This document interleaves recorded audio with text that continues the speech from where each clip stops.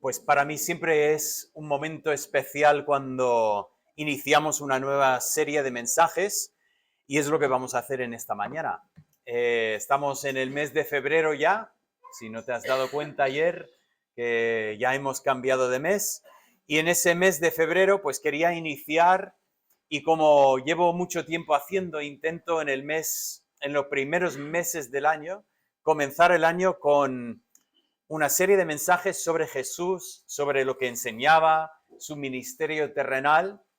Y llevo tiempo con el deseo de precisamente entrar a mirar lo que vamos a empezar a mirar hoy, que es en el Evangelio de Mateo, lo que llamamos el discurso del Monte de los Olivos. Ahora, yo creo que todo el mundo se acuerda del Sermón del Monte, pero eso es otro monte. Eso es un lugar que le llama un monte, pero está en Galilea, en el norte.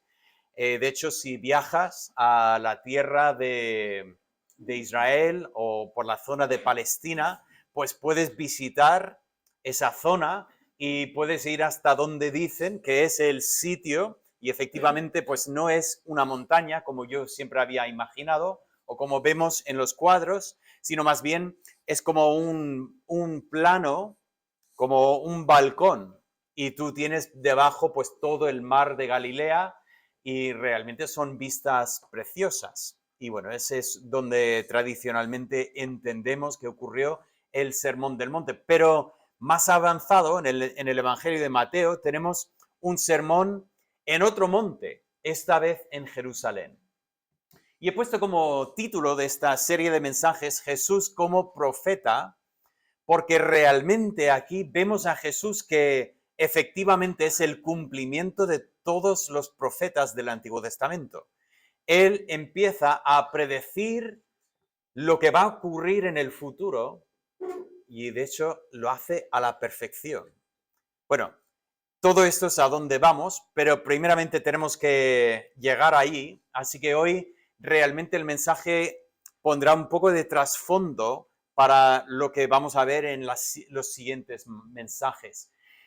Quiero comentar rápidamente la estructura de Mateo, es que hay una frase repetida. Le encontramos esta frase en el 7:28, en el 11:1, en el 13:53, en el 19:1, en el 26:1. Casi la misma frase, aunque yo he puesto aquí de forma idéntica, pero me parece que puede variar un poco nuestra traducción. Pero básicamente dice, aconteció que cuando Jesús terminó estas palabras, y nos hace entender que realmente es así la estructura del Evangelio de Mateo. O sea, en Mateo tenemos lo que decimos que son 5 discursos o predicaciones de Jesús, empezando con el Sermón del Monte y continuando con la instrucción para los 12, para las parábolas del reino en el capítulo 13, el discurso sobre tropiezo y perdón en el capítulo 18 y terminando con el discurso que nosotros queremos estudiar. Ahora, veréis que hay falta, ¿no? Entre qué pasa antes del Sermón del Monte, pues respuesta, tenemos el relato del nacimiento de Jesús y luego tenemos algunas historias sueltas y luego entramos en el Sermón del Monte. Después del Sermón del Monte tenemos, una vez más, historias que vemos que Jesús está sanando a personas, bueno, todo lo que nos cuenta de Jesús y otra vez saltamos y tenemos ese discurso en el capítulo 10. Entonces, de alguna forma, vamos avanzando por el Evangelio de Mateo de esta manera. Y lo que nosotros queremos hacer es entrar directamente en ese quinto y último discurso que nos da Mateo, pero primeramente voy a empezar con las historias que vienen antes porque realmente ponen el contexto en el cual Jesús predica este sermón. Y en esos capítulos quiero resaltar lo siguiente. Mateo parece que le gusta mucho ese número de 3, porque eligiendo historias para contar, elige primeramente 3 señales que hace Jesús. ¿Cuáles son las 3 señales? Pues primeramente entra Jesús montado en un asno en Jerusalén, lo que llamamos la entrada triunfal de Jesús el domingo de Ramos. Acto a continuación, aunque entendemos por Marcos que realmente es el día siguiente, Jesús entra en el templo y echa fuera a los que están haciendo negocios en la casa de su padre, hace limpieza del templo. Y luego Mateo nos da una tercera señal, que es la maldición de la higuera. Y estas señales ya ponen el camino para lo que es ese conflicto con los líderes religiosos. O sea, no les hace ninguna gracia que Jesús reciba la alabanza de los niños. Bendito el que viene en el nombre del Señor, ¡Hosana! Y dicen, diles que se callen. Bueno, ¿y qué os voy a contar de cuando empieza a limpiar el templo? Ninguna gracia en absoluto. Cuando Jesús echa fuera a estos que ellos habían entrado, porque seguramente recibían también ellos de todos los negocios que los otros hacían en el templo.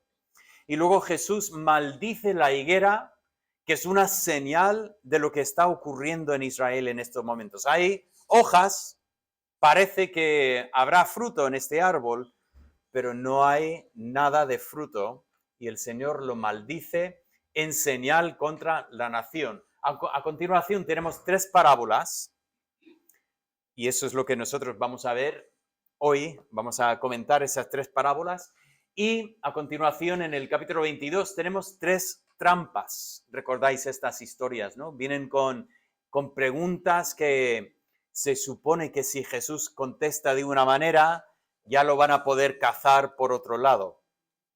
Bueno, quiero volver atrás y hablar de estas 3 parábolas. No sé de vosotros, pero a mí me gustan las parábolas, porque me gusta una buena historia. Entonces Jesús nos cuenta 3 historias. Algunas historias son más familiares para nosotros, o sea, son historias que nosotros igual recordamos, igual son historias que hemos vivido, y otras historias son más alejadas de nosotros porque son más culturales. Y quizás nosotros, pues nos cuesta más conectar con la historia porque nuestra cultura es diferente, no hacemos las cosas exactamente de la misma manera. Pero vamos a entrar en las 3 parábolas y la primera que quiero ver es la parábola de los 2 hijos. Bueno, esa historia es buena, ¿no? Y digo, esta es una de las que nosotros podemos leer y decir, la entiendo, ¿no? Nos dice que un hombre tenía 2 hijos. Entonces, dice al primero, hijo, vete a trabajar en mi viña. Y el hijo dice, ay, por favor, otra vez, papá, yo tenía planes para hoy. ¿Cómo que voy a...? ¿No tienes siervos, papá, que puede mandar? ¿Me tienes que mandar a mí? Bien, eso no está en la Biblia, ¿no? ¿Vale? Pero no me cuesta nada imaginar esta historia. ¿Tú has estado allí alguna vez? Los padres mandan y, bueno, somos increíbles en sacar excusas. Las excusas empiezan a salir de todas partes y es que a Pepito sus padres no le mandan nunca a trabajar porque a mí sí. Y resulta que al final es tan fuerte el conflicto que se ve que el padre dice, ya. Y no continúa con la historia. No obstante, después, ¿qué pasa? Habéis estado ahí, ¿no? Empieza el ron, empiezas a decir, me he pasado. Qué mal. No tendría que hablar así con mis padres. Después de todo lo que han hecho mis padres por mí, ¿cómo les hablo así de esta forma? Y el hijo dice, voy. Y va y trabaja. Pero mientras tanto el padre había ido al segundo hijo. Y al segundo hijo le dijo exactamente igual que el primero. Hijo, vete a mi campo a trabajar. Y el segundo hijo dijo, yo soy un segundo hijo. Los primeros hijos muchas veces son malos. Bueno, por lo menos en mi familia. No le digas a mi hermano que he dicho eso, pero los segundos hijos muchas veces somos buenísimos. Bueno, una vez más, por lo menos en mi familia. No, lo digo en broma. El segundo hijo, buenísimo, dice, sí, sí, sí, papá, voy. Pero ahora mismo no. Ahora, después iré. Y entre pitos y flautas no llega a ir nunca. Qué historia más interesante, ¿no? Una historia de la vida real. Bueno, tenemos la historia, este contraste entre los dos hijos. Pero interesante porque Jesús cuenta esta historia que de alguna forma todos hemos vivido, o desde la perspectiva de padres, o desde la perspectiva de un hijo o el otro, o los dos. Y Jesús lanza la siguiente pregunta. Vale, ¿cuál de estos dos hijos hizo la voluntad de su padre? Ahora, no siempre hacía Jesús preguntas para involucrar a los oyentes en las parábolas. A veces contaba las parábolas y no había interacción, pero en estas parábolas el Señor utiliza una pregunta para involucrar al público y dice, vale, ¿quién ha hecho la voluntad del Padre? ¿El que ha dicho que no, que déjame en paz, pero al final ha ido? ¿O el que ha dicho, sí, sí, sí, sí, papá, pero no ha ido? Ahora, es una pregunta trampa, ¿no? Porque contestamos igual que contestaron ellos. El primero hizo la voluntad de su padre. Bueno, vale, guardar el pensamiento por un momento, pero yo tengo algunas preguntas. De la misma forma que Jesús hacía preguntas, yo voy a hacer preguntas hoy. Vale, mi primera pregunta. ¿Es importante lo que decimos? Porque cuando decimos que el primer hijo hizo la voluntad de su padre, que es correcto, pero ¿estamos restando importancia a lo que es lo que decimos? Vale, pregunto, ¿es importante lo que decimos? En esta historia entendemos que el propósito de la historia no es decir, sí, sí, da igual lo que dices, siempre y cuando al final vayas. Eso no es el punto de la historia. No estamos elevando al primero para decir, él lo ha hecho correctamente. De hecho, si nosotros tenemos que contestar esta pregunta y decir, no cuál de ellos hizo la voluntad del Padre, sino cómo hubiera sido si uno de ellos realmente habría hecho la voluntad de su Padre. ¿Cómo hubiera sido? ¿Cuál era la voluntad del Padre? Que dijera, sí, papá, como el segundo, pero que se fuera como el primero. Entendemos que el tercer hijo no está en esta historia. Y nosotros tenemos 3 hijos y, bueno, hay tentaciones de intentar conectar esa parábola con nombres en mi familia. Pero ese pensamiento, ¿no? Lo que realmente hubiera sido la voluntad del padre, hubiera sido un hijo que dice con respeto a su padre, sí, papá, sabes que tenías otros planes, pero estoy dispuesto a dejar mis planes e iré y trabajaré, y efectivamente lo hace. Bien, hago este momento para hacer pausa y decir, cuando hablamos de obediencia, eso es sumamente importante. Recordáis que en otros momentos hemos hablado de la obediencia y hemos dicho la obediencia no es solamente una acción, la obediencia es una actitud.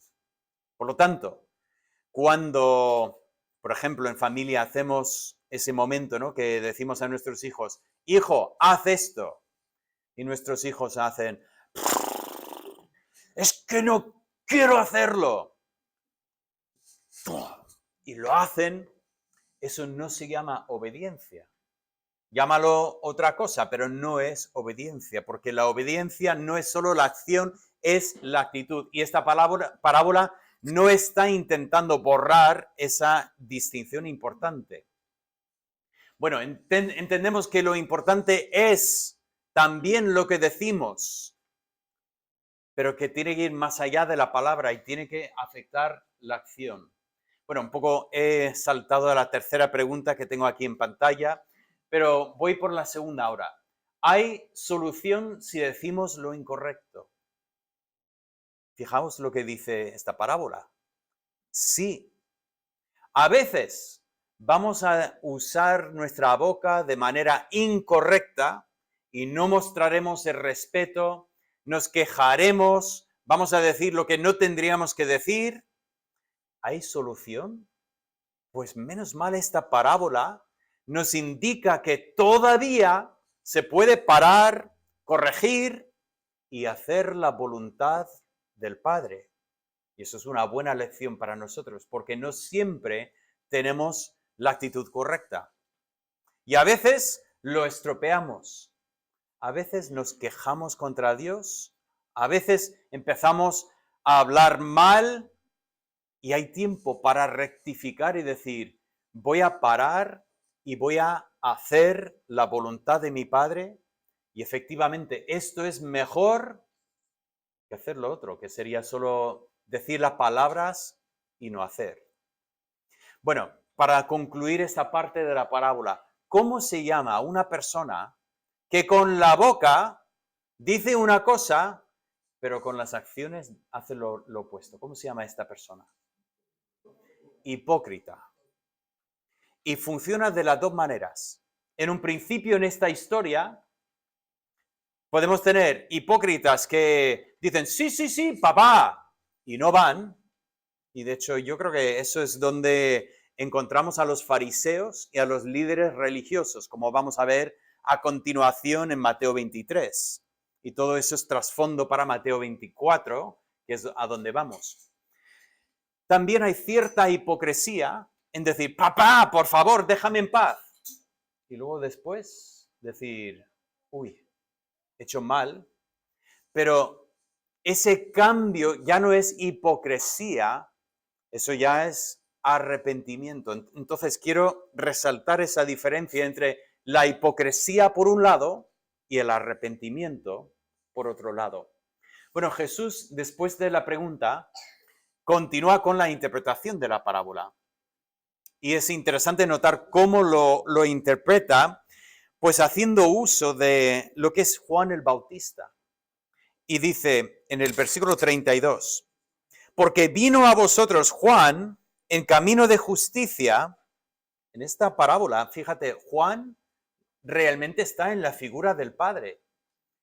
Y Juan venía y anunciaba el mensaje del que es realmente el verdadero Padre espiritual. ¿Y qué hacía, por ejemplo, los líderes religiosos? Pues podemos volver atrás en Mateo y leerlo. En Mateo 3, versículos 1 al 8, Juan predicó y los fariseos, los escribas, estos líderes religiosos, ¿qué hicieron? Se quejaron. Estaban ahí presentes, observando, pero no era para ellos el mensaje de Juan. Y Juan da la vuelta y les mira y dice, generación de víboras. Vosotros sí, este mensaje es para vosotros. Vosotros habéis pecado contra Dios. Y sin embargo, ellos ahí religiosamente estaban ahí, porque claro, era algo religioso y querían estar, pero eran como ese segundo hijo que decía, sí, sí, sí, sí, sí, pero después no hubo ningún cambio en su vida. No obstante, ¿qué hacían las prostitutas? Los cobradores de impuesto, que para ellos eran los traidores peores de la sociedad. ¿Qué hacían ellos? Aunque quizás alguno tuviera una reacción inicial de ¿quién eres tú para decirme eso? ¿Por qué me dices eso? Luego después hay un arrepentimiento que entra en sus corazones y responden al mensaje de Juan y se bautizan en señal de este arrepentimiento. Qué interesante esta primera historia. Una historia que resalta la importancia del corazón. Que lo que Dios busca no son palabras. Dios dice, yo he tenido un pueblo que me reconocía con labios. Me decían, Señor, Señor, pero no hacían las cosas que me agradaban. Dios no busca labios, Dios busca corazón. Bueno, en la segunda historia, lo que hace Jesús en la segunda historia es que toma elementos de la primera historia y las traslada a la segunda. Entonces, la segunda historia, ¿qué vamos a encontrar? Pues va a haber un padre y este padre tiene una viña y esta viña requiere trabajo. Entonces Jesús pues trae estos elementos de la primera historia a la segunda, pero la segunda es completamente diferente. El enfoque ya no es el padre que manda a sus hijos a trabajar. Bien, vamos a entrar en la segunda historia. Hemos leído juntos esta segunda historia. Hubo un hombre padre de familia, ahí tenemos al padre, el cual plantó una viña. Imagino que este padre de familia no plantó la viña él solo, ni la acercó, ni hizo el lagar, sino que más bien estaban sus hijos ayudándole en este trabajo. Pero aquí es el momento en que la parábola toma una dirección completamente diferente. ¿Qué ocurre en esta historia? Bueno, hay una preparación de la viña, pero luego después el hombre decide arrendarlo, o sea, dejar que otros trabajen esta viña, con la condición de que una porción de lo que es las ganancias de la viña han de pasar al propietario.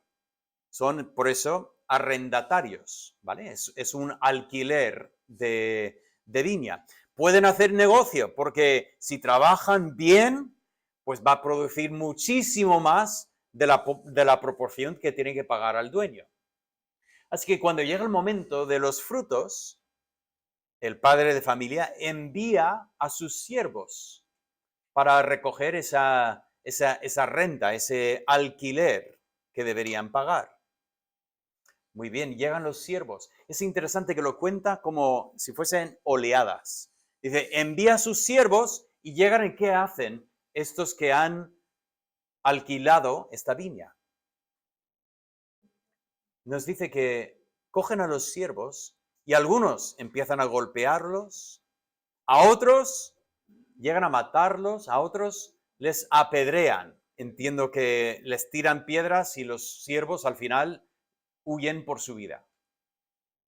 Entonces el Señor vuelve a enviar, es interesante, la segunda oleada. Volvió a enviar más siervos, dando oportunidad a ¿qué? ¿Recordáis la primera parábola? Papá, yo no voy a ir a trabajar en tu viña. Pero luego después hay un momento de arrepentimiento. Y aquí hay lugar para lo mismo. Yo no te voy a pagar dinero por ese. Me lo quedo todo para mí. Y da tiempo a que digan, hemos hecho mal. Deberíamos pagarle lo que merece, ¿no? Pero llegaron los segundos siervos y ¿qué pasó?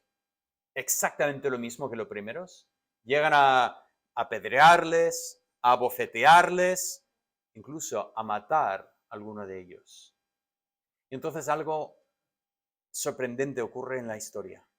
Porque ese es el momento que leo la historia y digo, no, a mí no me entra en la historia eso. El hombre dice, bueno, han despreciado completamente a mis siervos, pero si les mando mi hijo, a él tendrán respeto. Ese es el momento que estamos leyendo la historia y decimos, no, no, no, no, no lo hagas. Estos son malos, malos, malos. No lo van a respetar. Pero efectivamente envía a su hijo. ¿Y qué dicen los arrendatarios? O quizás debería llamarlos ocupas. Ya en la cultura esa palabra es un poco más al día, ¿no? ¿Qué hacen estos ocupas? Ven venir al hijo y dicen, este es el heredero.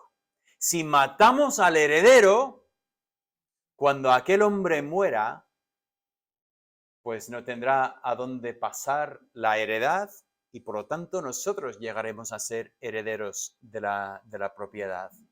Es una mentalidad totalmente fría, una mentalidad calculada que dice, solo nos importa a nosotros mismos, no pensamos en nadie más.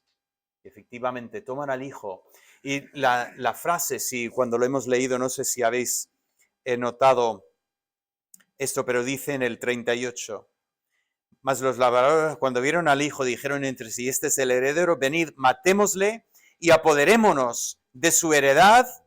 Y versículo 39, y tomándole, le echaron fuera de la viña y le mataron. Esa frase, yo creo que cuando los discípulos volvieron a pensar en esta parábola, se quedaron con esta frase, imaginando, o sea, recordando ese momento que Jesús, llevando su cruz, y después Simón de Cirene, que lo llevó por él, fue llevado fuera de la ciudad y ahí fuera de la ciudad fue crucificado.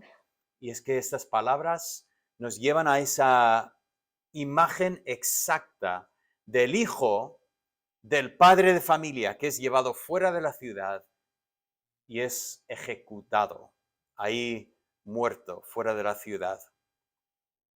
Bueno, llegamos a la pregunta que enfoca en lo principal de esta historia. Jesús lanza esta pregunta: ¿qué hará el padre de familia con estos labradores? ¿Qué va a hacer con ellos?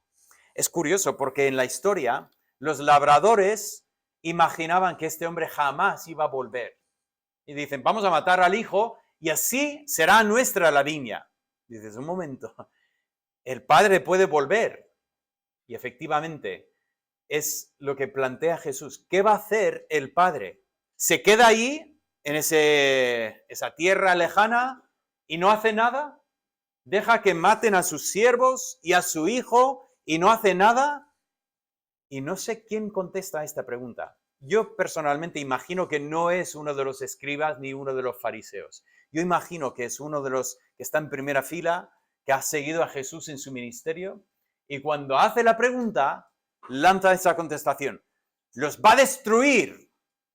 O sea, está claro, este hombre que han matado a su hijo, él entrará en acción. Va a venir y va a hacer justicia con estos homicidios. Entonces, contesta así de esta manera: los va a destruir. Y eso nos hace enfocar en lo que está haciendo Jesús en esta parábola. Si en la primera parábola, creo que lo que realmente está enfatizando Jesús es que hay lugar para arrepentimiento, hay lugar para darnos cuenta cuando estamos mal y arrepentirnos. Y así le hacía la gente en el ministerio de Juan el Bautista y también en el ministerio de Jesús. Pero en esta segunda historia, Jesús enfoca no en el primer hijo, sino enfoca en el segundo hijo. Este hijo que, sí, te vamos a pagar el alquiler, sí. Y luego después no pagan. ¿Y qué va a pasar con ellos? Y cuando contestan, dice, los va a destruir. Jesús dice, efectivamente, es así. ¿No habéis leído? Y Jesús cita el Salmo 118. Yo quiero tomar el tiempo en esta mañana de entrar ahí atrás en el Salmo 18 y tratar todo esto, porque realmente se nos va el tiempo. Pero qué bonito este pensamiento de que Dios preparó una piedra perfecta y sin embargo los edificadores rechazaron esta piedra. Dijeron, no, esta no nos gusta. Y querían otra piedra. Y hasta el día de hoy el pueblo judío sigue buscando otra piedra. Y la piedra de Jesús es todavía para tropezar. Para ellos que se enfadan. Dice, este no es nuestro Mesías, ese no era nadie. Y dice Jesús, el que tropieza sobre esta piedra se arruina, y sobre quien se cae esa piedra le hace pedazos. Bueno, ese pasaje es muy interesante. Os animo a estudiar un poco más sobre este pasaje porque curioso el pensamiento ahí, pero no voy a entrar en este tema en esta mañana. Y lo curioso es que en esta parábola nos da una reacción de los oyentes. En la primera no.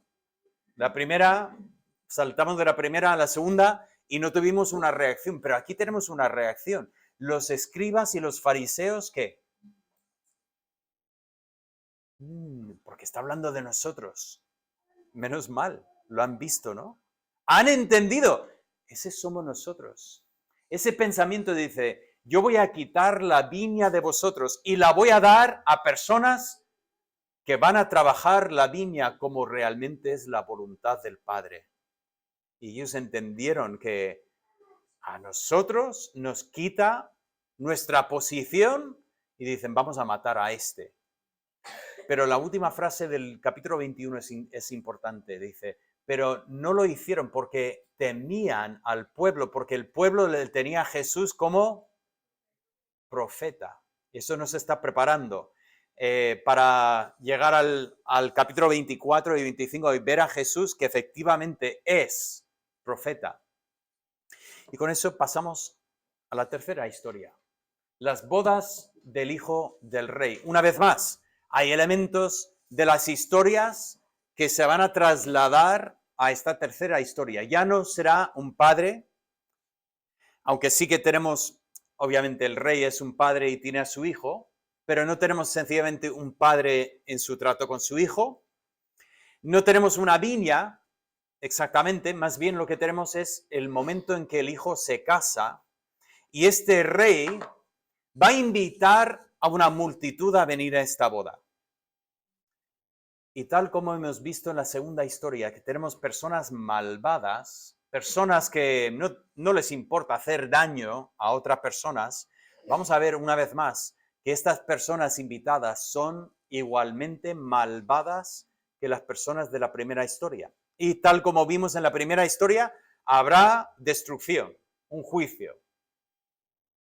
Pero es donde va en esta historia que añade a esta escena que realmente sorprende. Bien, ¿la historia cuál es? Bueno, tenemos un rey y llega el momento para la boda de su hijo, así que envía las invitaciones. Ahora, ¿a quién invita un rey para la boda de su hijo? Bueno, algunos de nosotros estuvimos aquí cuando se casó el hijo del rey, el que es rey actualmente. Pregunto, ¿alguien aquí recibió la invitación para esa cena de bodas?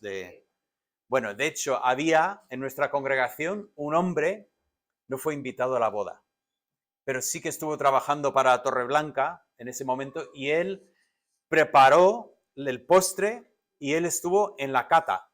Él sirvió el postre al presente rey y reina y su comentario a nosotros fue: la reina sí que come, ¿eh? Que le pusieron pues varios postres y ella comió de todo. Y digo, esa persona me gusta a mí. Yo soy de esta persona. Bueno, ¿un rey a quién invita? A gente importante. En esa historia a veces perdemos un poco ese detalle, pero vamos a verlo en la historia. Bueno, el rey invita a estas personas, estas personas importantes a su boda, ¿y qué ocurre? No vienen. Les dicen a los siervos, no vamos.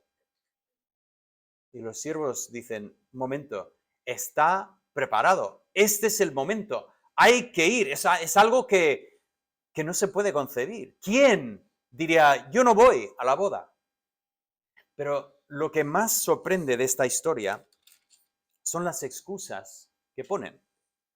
Leemos en el capítulo 22, dice, el versículo 3, envió a sus siervos a llamar a los convidados a las bodas, mas estos no quisieron venir. Así que el rey vuelve a enviar porque dice, igual no han entendido bien, igual ha habido una mala comunicación. Versículo 4, volvió a enviar otros siervos diciendo, decid a los convidados, he aquí, he preparado mi comida, mis toros y animales engordados han sido muertos y todo está dispuesto, venid a las bodas. Igual que en la segunda historia, se manda a los siervos, los rechazan, se vuelve a enviar a los siervos. ¿Y qué ocurre? Versículo 5, mas ellos, sin hacer caso, se fueron, unos a su labranza y otro a sus negocios. Eso es el momento que yo no comprendo. No, yo no quiero ir a las bodas. Yo voy a salir al campo a arar.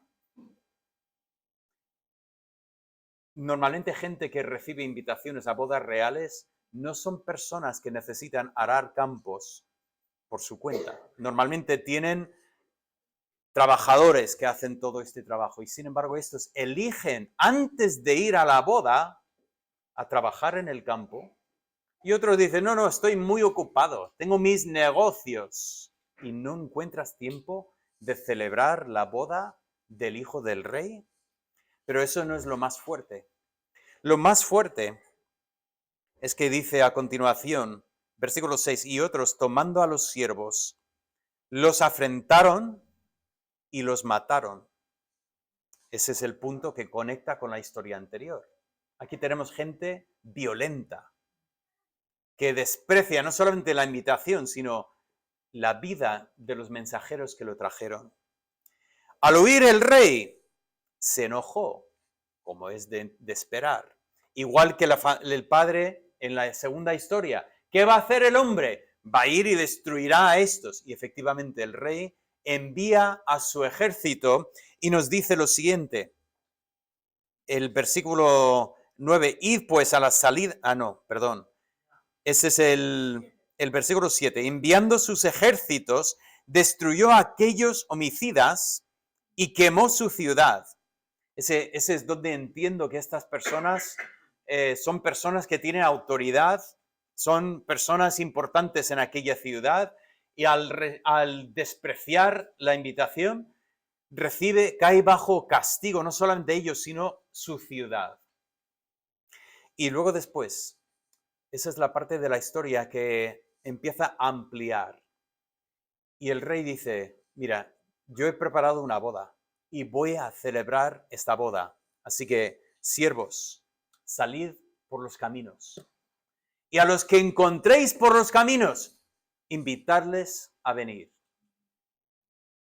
Y es curioso que incluso lo comenta, convidad a los buenos y a los malos, o incluso dice a los malos y a los buenos. La invitación se abre realmente que todo el mundo puede entrar en esta boda. Ahora, la parte de la historia que tenemos que entender aquí, la parte cultural de esta historia, es que cuando tú ponías una boda, era costumbre proveer ropa para la gente que venía a la boda. Hoy en día no estaría mal, solo lo digo, porque cada vez que tenemos una boda, tenemos que empezar a ir a tiendas, a mirar otro vestido y otro vestido, hasta encontrar el vestido perfecto para la boda. No estaría mal que el de la boda pusiera ropa para todo el mundo y así sería un poco más fácil ir a la boda. Vale, no digo más, porque nosotros fuimos a una boda el otro día y tampoco estoy intentando insinuar que nos tendrían que haber puesto ropa. No, para nada. De hecho, en la Biblia, ¿dónde vemos esto? ¿Recordáis la historia de Sansón en su boda? Que fue y mató a los filisteos y trajo la ropa. O sea, para fastidiar más, traía ropa, pero ropa ya manchada con la sangre del que lo llevaba cuando Sansón lo mató. Sansón era un poco así de fuerte, ¿no? El caso es que ese pensamiento, el rey tiene la ropa puesta para la boda, los otros no han venido y los que vienen les provee ropas para ellos. ¿Y qué pasa? Entra el rey en la boda y ¿qué ve? Algo que no entiende.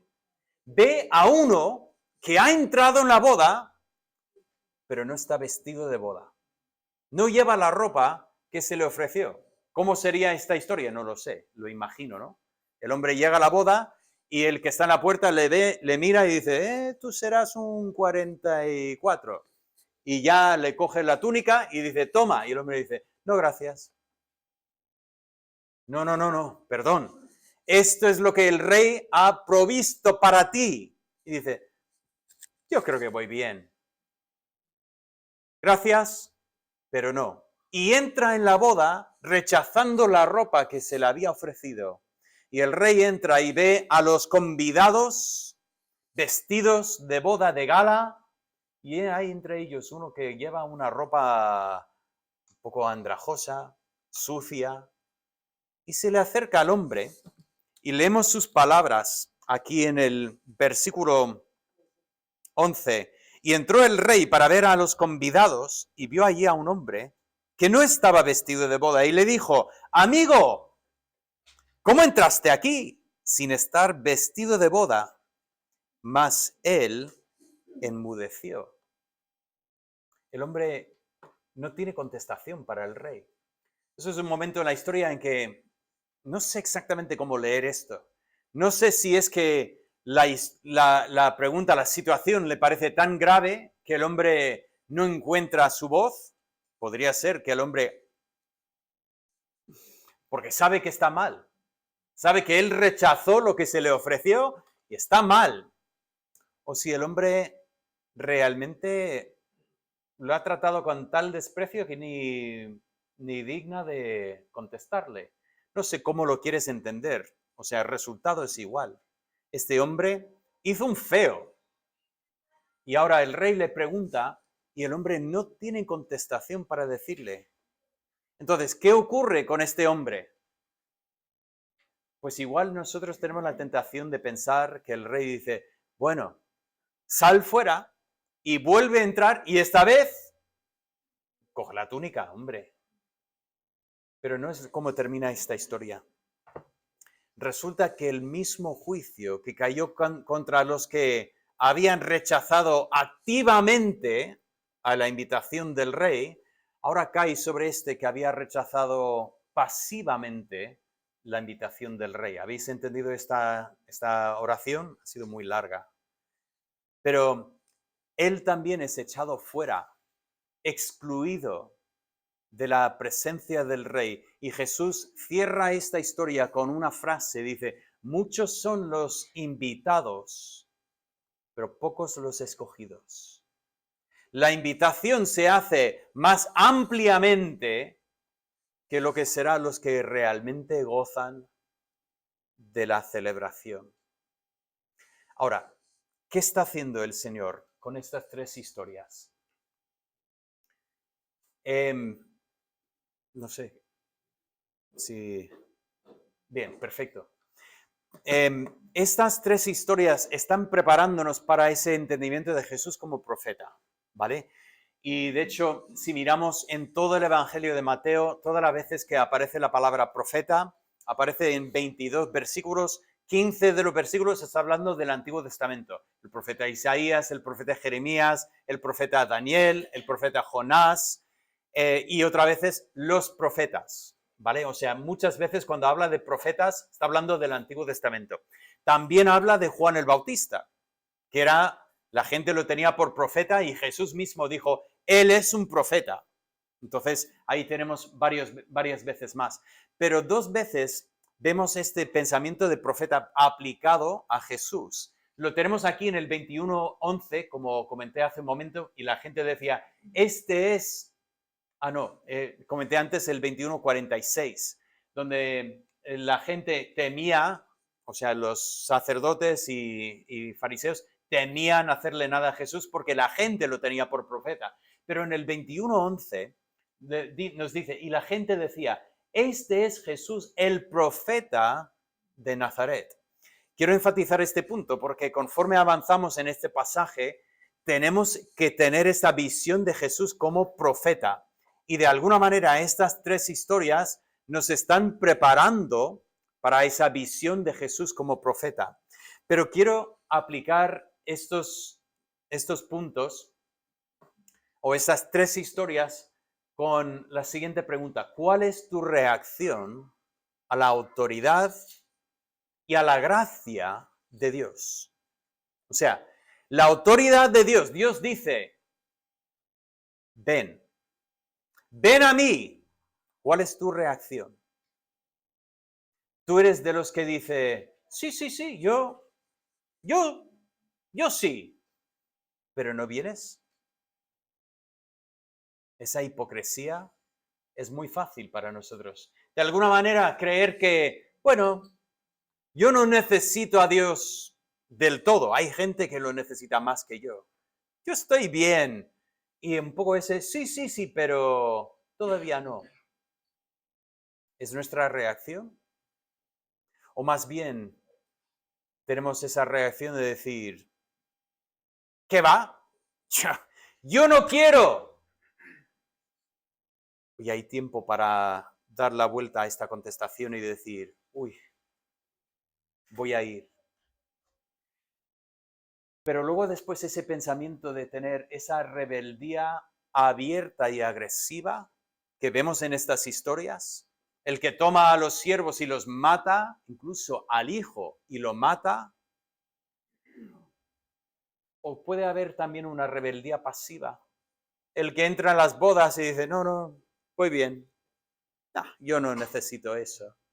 Y se puede despreciar a Dios. Y la pregunta es, ¿cuántas veces puedes despreciar la gracia de Dios hasta que desaparezca? Ahora, yo no sé la contestación. De verdad, Dios tiene una gracia que tiene un tiempo más largo de lo que yo imaginaba. Nosotros no solemos tener tanta gracia con la gente. Una persona te desprecia una vez y ¿qué hace la segunda vez normalmente? Ya le deja su espacio. Dios sí que tiene gracia y sí que deja la puerta abierta, pero llegará el momento que esta puerta cerrará. Tal como vimos en la tercera historia, llega el momento en que el Señor dice, amigo, ¿cómo has llegado hasta aquí y no estás vestido de manera correcta?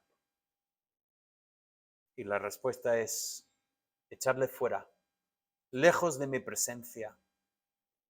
Y quiero enfatizar en este mensaje, en esta mañana, si tú estás tanto por la rebeldía activa y agresiva contra Dios, o si estás por la rebeldía pasiva, sencillamente haciendo tu cosa y pensando, bueno, igual llegará el momento. En otro momento, quizás más adelante, te quiero animar que no juegues con Dios. Ahora es el momento para ser como el primer hijo y decir, ¿cómo he hablado con mi padre? ¿Cómo he hablado con él? Él no merece que yo le hable así de esta forma. Decir, Señor, voy a ir. Voy a bajar de mi orgullo, reconocer mi pecado y arrepentirme ante ti. Y esa es la respuesta que realmente tenemos en estas tres historias. Lo que Dios busca es esa persona que deja a un lado la soberbia que realmente Dios resiste y se humilla y se somete a Dios y dice, Señor, estoy para ir a donde tú me mandes. Que no cometamos el error ni del primer hijo que dijo que no, aunque luego después se fue, ni del segundo hijo que decía, sí, sí, sí, pero todavía no, y perdió su oportunidad. Que seamos realmente como el ejemplo de nuestro Señor Jesucristo, que hizo siempre la voluntad de su Padre. Esa tiene que ser nuestra meta, que nosotros seamos el tercer hijo que no estaba en la historia, pero podemos imaginar este hijo que dice, heme aquí, Señor, envíame a mí, y hace la voluntad de su Padre. Señor, te doy gracias por tu palabra. Y Señor, leo esta historia, estas tres historias, y entiendo en estas historias la importancia del tema que hemos visto en esta mañana, porque ninguno de nosotros queremos sufrir lo que sería tu justo juicio, tu ira, que viene contra los que han rechazado una y otra vez tu misericordia hacia ellos. Señor, no queremos estar echados fuera en las tinieblas, más bien queremos estar en tu presencia donde hay plenitud de gozo. Señor, que seamos obedientes a tu voz y así de esta manera que otros vean a Cristo, el perfecto Hijo, en nosotros. Te lo pido para tu gloria en el nombre de Cristo Jesús. Amén. Quiero que cantemos